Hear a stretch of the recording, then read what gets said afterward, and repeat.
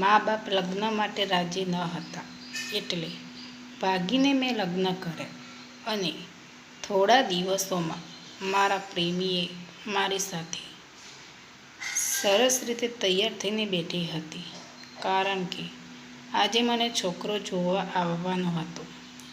મને હવે લગ્નમાં રસ ન હતો અને પપ્પા અને મમ્મી ભાઈ ભાભીનો સ્વભાવને સારી રીતે જાણતા, એટલે મને લગ્ન કરાવવા માગતા હતા.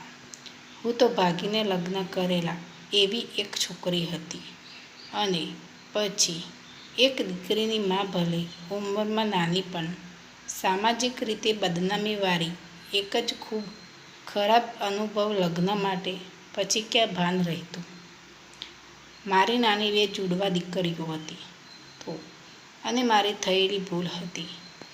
પ્રેમ આંધળો હોય છે એ સમાજમાં કહેવાય છે ને અમારા જેવી નાસમજ અને મા બાપનું કહ્યું ના માનનારી છોકરીઓએ કહેવતને સાચી પાડીએ છીએ.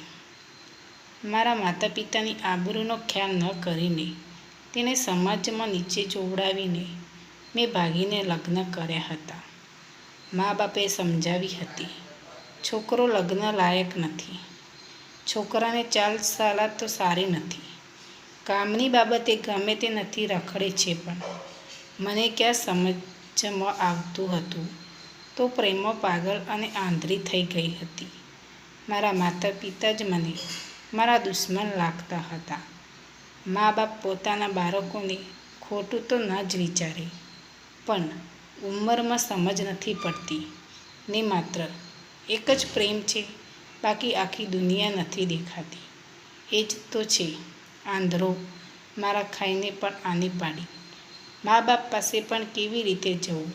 મને કર લઈને જો નર્કની વાત તો સાંભળી હતી, પણ મેં તો જીવતા જ જીવ નર્કમાં અનુભવ પણ કર્યો હતો. દુઃખ તો આવે પછી પરિસ્થિતિ સુધરશે એવી આશાએ જીવન ગુજારતી, પણ હવે દીકરી 10 મહિનાની થઈને આનંદમાં કોઈ બીજું સંતાન લાવવા ન માગતી હતી. પણ જાનવરની સામે કેટલી ટકી શકું? મારી કરેલી મારી ભૂલ આ દીકરી તો ભોગવવાની જ છે, પણ દરેક પરિસ્થિતિની હદ હોય.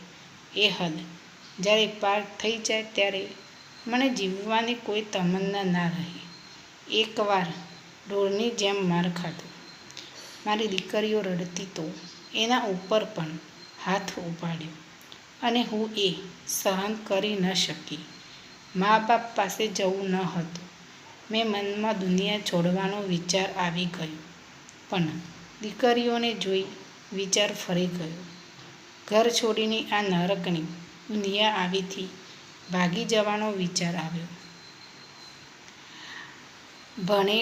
ગણેલી ભૂલ કરી ચૂકી છું, પણ મારું ભણતર હતું નહીં કે એટલી હિંમત પણ ન હતી.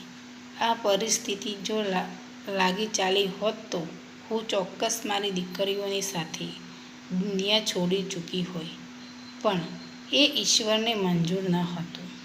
અને એક દિવસ ખૂબ મારા પછી એ તો જતો રહ્યો હતો અને મા દીકરીઓ પોતાના નસીબને રખડતા હતા.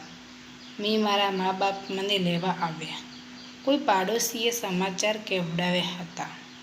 હું મારી દીકરીઓને લઈને એ ક્ષણ એ નરક છોડીને મારા મા બાપના ઘરે આવી ગઈ.